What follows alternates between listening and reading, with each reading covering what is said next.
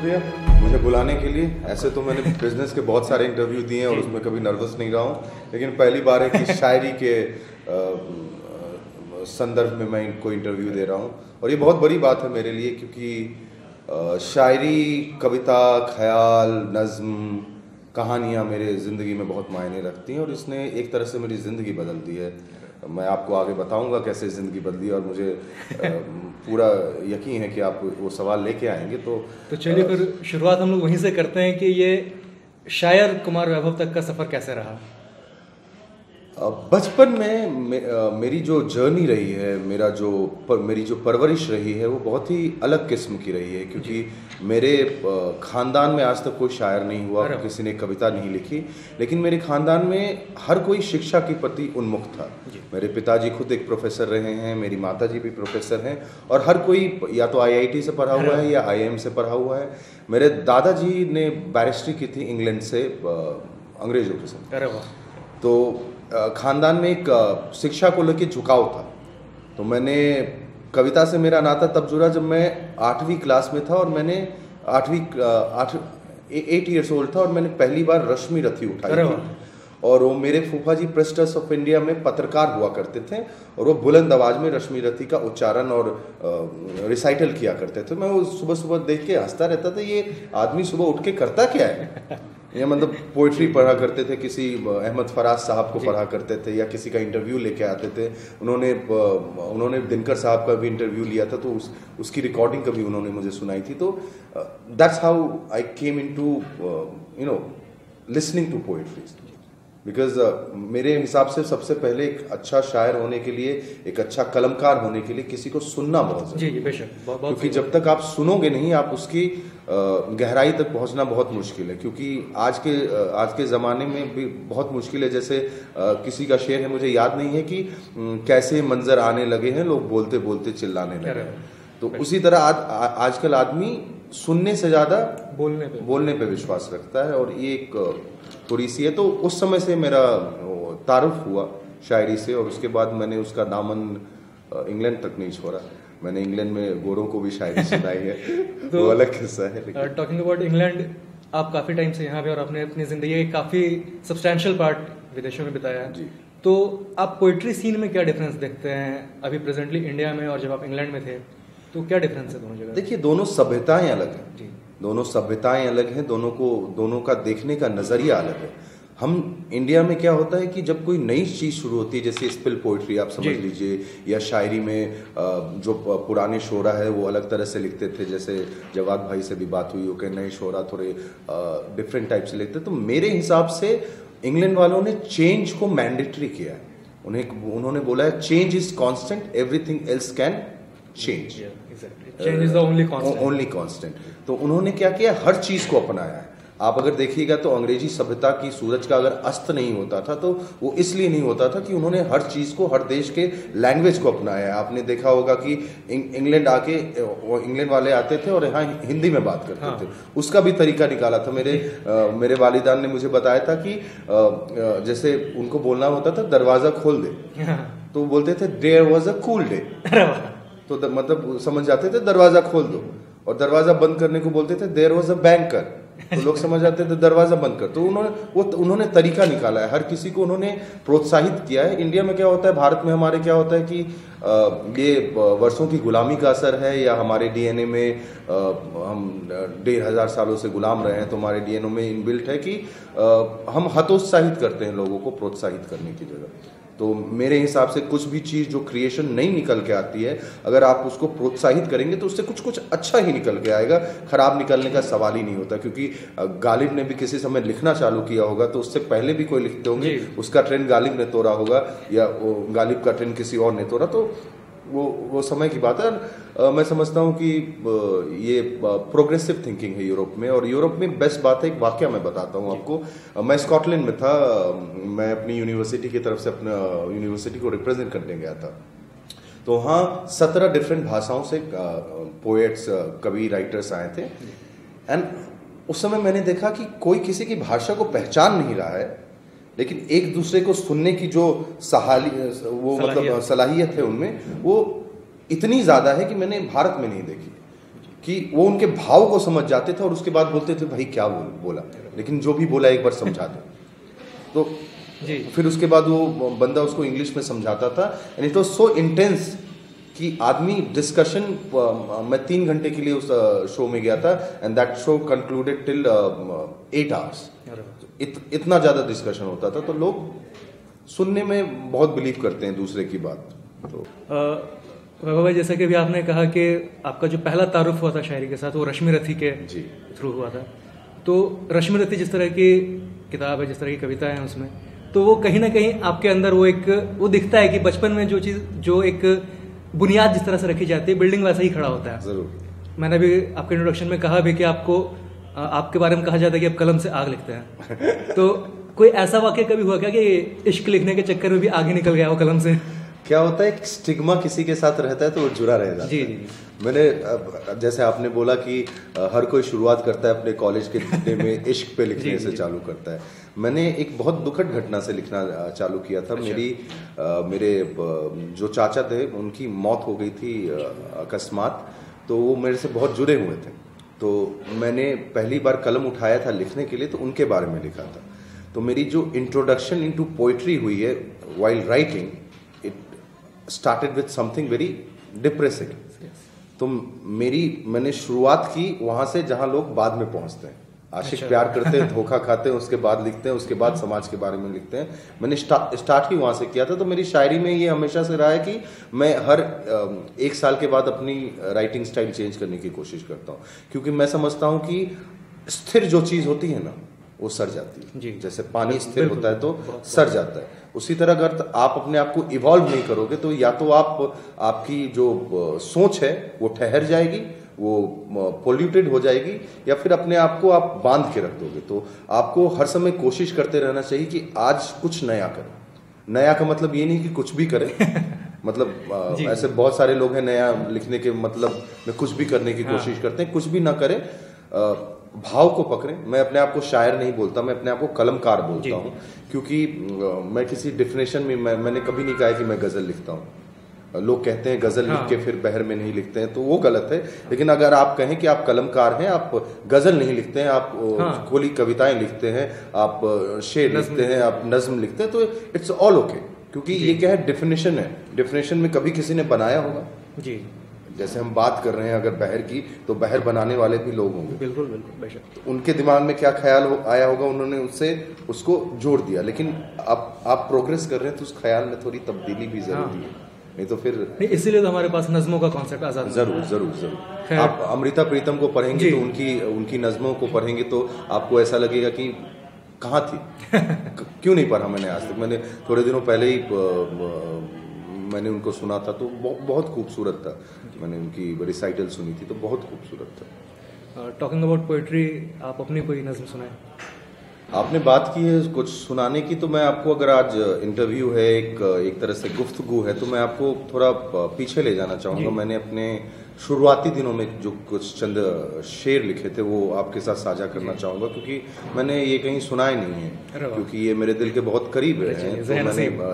तो मैं सोचा हूँ कि इससे अच्छा मौका नहीं होगा, तो मैं उसके ख्याल पे जाइएगा। वो इतनी पक्की नहीं है, लेकिन मेरे ख्याल से सुनाने लायक है।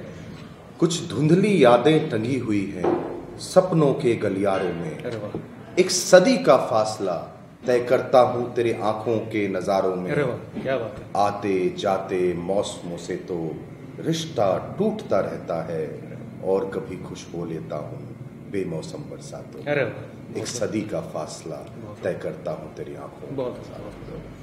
एक और शेर है कि अपनी वहशत को कभी नकारा नहीं मैंने, कैसे कह दूं कि तुझे पुकारा नहीं। अरे वाह, क्या शेर है। ये बात और है वफा रास ना आई तुझे, और कहते हो दिल में उतारा नहीं। अरे वाह, क्या बात है। बहुत ये मैंने कॉलेज के दिनों में लिखी थी। नहीं, मतलब, वो रंग दिख रहा है। मतलब ये उस समय था जब शायरी नई नई आई थी, सुनता था किसी को और किसी को देखता था तो कुछ लिखने का मन करता था, तो उस समय की।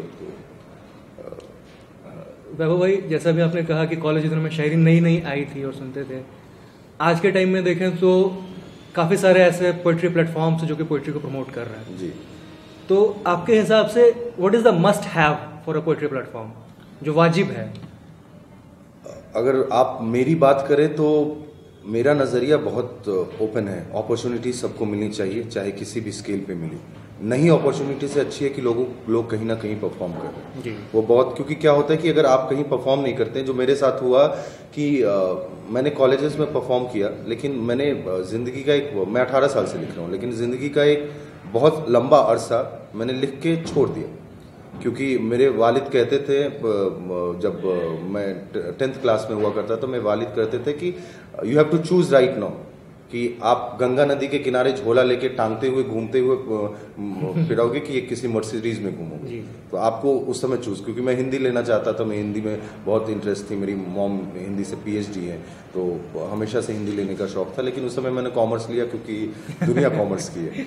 तो मैंने उस समय एक ध्येय बना लिया था कि जब कुछ मुकाम हासिल कर लूंगा जिंदगी में तो पोएट्री को रिवाइव करूंगा, और सिर्फ मेरे लिए नहीं, उन सारे लोगों के लिए रिवाइव करूंगा जिनको कहा जाता है कि शायर मत बनो। शायर या शायर न बनो, लेखक न बनो, उनकी तो कोई औकात नहीं है। आपकी अपनी भी एक पोएट्री प्लेटफॉर्म है, आर्ट कल्चराटी नाम की जी, और शहर के अंदर काफ़ी अच्छे शोज आपने करवाए हैं, काफ़ी उम्दा शोज, काफ़ी अच्छे मौके देते हैं आप लोगों को। तो वैभव भाई, what was the main motive behind creating this platform Art Culturati? Art Culturati एक सोच है जो मैंने, कोमल जैन ने शुरुआत की है, वो भी बहुत मशहूर शायरा हैं, उन्होंने शुरुआत की है। इसके पीछे मकसद था कि आप इंजीनियर जी, अगर भारत में कोई सवाल पूछा जाए किसी से कि आप क्या करते हो, तो बंदा अगर कह दे मैं पोएट हूँ, तो उसके बाद दूसरा सवाल आता है कि जीने के लिए क्या करते हो। मैं चाहता हूँ उस सवाल खत्म हो जाए। एक शायर सिर्फ शायर हो, एक पोएट सिर्फ पोएट हो, एक लेखक सिर्फ लेखक हो, उसे मजबूरी में अपने दिल को मार के कोई काम ना करना पड़े। और मैं ये भी चाहता हूँ कि अगर कोई बच्चा पैदा हो, जैसे 3 इडियट्स में बोलते हैं मेरा बेटा इंजीनियर बनेगा, तो उसके वालिद बोलने चाहिए मेरा बेटा शायर बनेगा। वो दिन जिस दिन आ गया, वो आर्ट कल्चराती की तरफ से एक हवन कुंड में योगदान होगा। और हम यही चाहते हैं कि किसी न किसी तरह से प्लेटफॉर्म दिया जाए लोगों को, और उनको उनके गंतव्य तक पहुंचाया जाए। बीच में जैसे ओपन माइक्स की बात आपने की कि ओपन माइक्स में बहुत तरह के, लेकिन वो शुरुआत है, और शुरुआत बहुत ज़रूरी है। अब कुछ लोग तो घर से निकलते ही नहीं जी, सही। घर से निकलने के लिए अगर रास्ता कितना भी मुश्किल हो, समझे उसमें अच्छे लोग पढ़ने नहीं भी आ रहे हैं, लेकिन एक सेल्फ कॉन्फिडेंस जो अंदर बिल्डअप होता है 100 लोगों के बीच में पढ़ के, वो बहुत बड़ी चीज़ है। वो आपको पुश करता है और अच्छा लिखने के लिए, और आपको सबसे ज़्यादा इंस्पायर जो कर सकता है वो खुद आप है जी, बिल्कुल। आपको अहमद फराज साहब एक हद तक इंस्पायर करेंगे, लेकिन आपको जो इंस्पायर करेगा रात में सोते वक्त, वो आपका ज़मीर होगा, आपकी सोच होगी, और आपके लिखने का एक मादा होगा कि मुझे लिखना है। तो आप खुद ब खुद सीख जाएंगे, बहर सीख जाएंगे, आप खुद ब खुद काफिया सीख जाएंगे, आप खुद ब खुद जो भी टेक्निकलिटीज़ हैं वो सीख जाएंगे। लेकिन जब वो जज्बा नहीं रहेगा लिखने का, जज्बा ज़रूरी, जज्बा ज़रूरी। और आदमी प्रोग्रेस करता है, ज़रूरी नहीं है कि 2 साल में आदमी सीख जाए, 3 साल में सीख जाए, take 10 years, but when he is a finished product he will write. ये तो कहते हैं ना, लर्निंग एंड्स विद लाइफ। जब तक जिंदगी चले तब तक आपका सीखना जारी।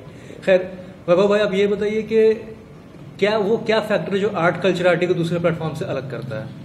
आर्ट कल्चराती, जैसे मैंने बोला, एक सोच है जी, और हम जिस तरह से काम कर रहे हैं, हम मल्टी लेवल काम कर रहे हैं। जैसे मैं एडवर्टाइजिंग में मेरी कंपनी है, खुद की मार्केटिंग की खुद की कंपनी है, तो मैंने उन चीज़ों को इनमें लाने की कोशिश की है कि मैंने देखा है कि इसको एक बहुत ही सुचारू रूप से नहीं चलाया जा रहा है। एक तरह से देख लीजिए, हर एक कंपनी होती है, अगर सिंगर बोलता है मैं सिंगर हूँ and I will take this much to come, he get paid. If एक पोएट बोलता है कि मुझे 5 लाख रुपए चाहिए, तो फिर सर फिर गया तुम्हारा। तो एक ऐसा मुकाम, एक ऐसा व्यवस्था क्रिएट किया जाए जहां से उसकी वो वैल्यू देने में लोगों को प्रॉब्लम नहीं हो। एक पूल ऑफ टैलेंटेड पीपल मैं बनाना चाहता हूं जो एक प्लेटफॉर्म पे आए, और वहाँ डिफरेंट काइंड हम ओपन माइक्स भी करते हैं, अगर आपने देखा होगा, लेकिन क्यूरेटेड ओपन माइक्स होते हैं, उसमें कोई भी आके नहीं पढ़ सकता है। वो पहले अपने नज्म शायरी पे भेजते हैं, अगर मुझे कुछ डाउट होता है उस पर, मैं तो बहुत अंधा आदमी हूँ, मैं किसी से सलाह लेता हूँ,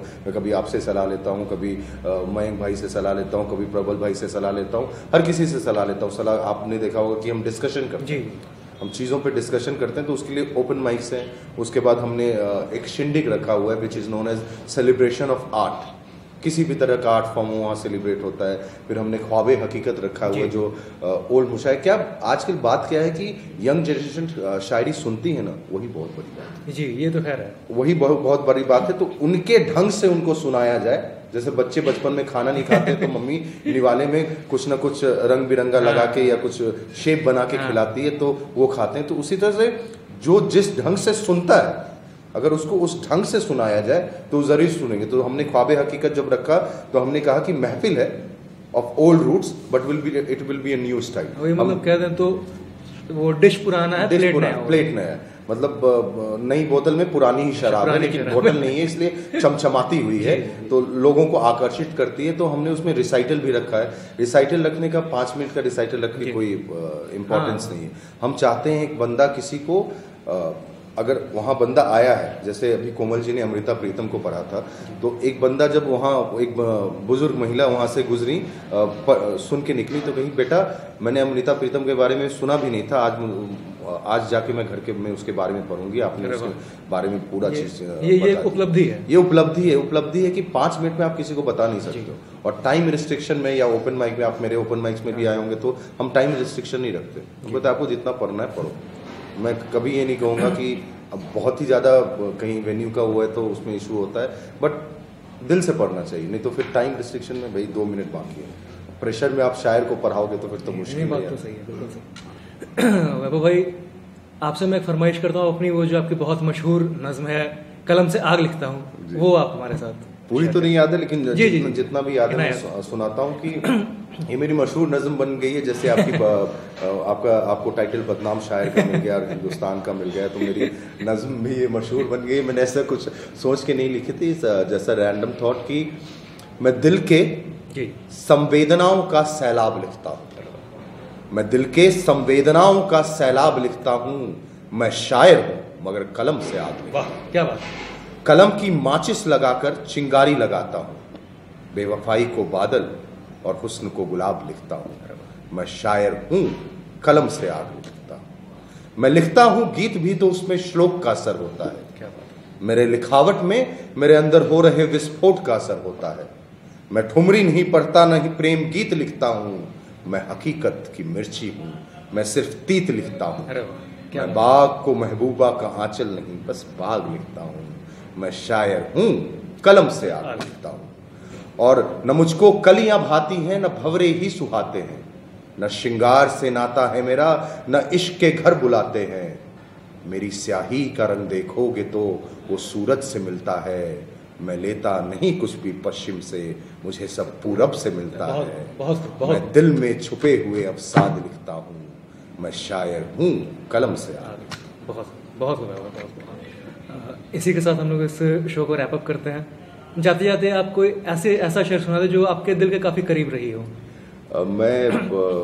मैं आशिक रूमानी शेर बहुत लिखता हूँ, लेकिन मेरा नाता शराब से बहुत रहा है। मैंने अपने जीवन में उसका मतलब मैं शर्माने की इसमें बात नहीं। लोग कहते हैं कि if you say someone you are drunk you drink, people take it otherwise, but मैं जिस सभ्यता में रह के आया हूँ वहाँ शराब प्रसाद में देते जी। तो मैं उस पर बोलना चाहूँगा कि मैं अक्सर ये शेर बोलता हूँ और मेरा पसंदीदा है कि तेरे आँखों से छलकते आप पीता हूँ, तेरे आँखों से छलकते आप पीता हूँ, तेरे आँखों से छलकते आप पीता हूँ, मैं दुनिया की सबसे महंगी। अरे वाह, क्या बात।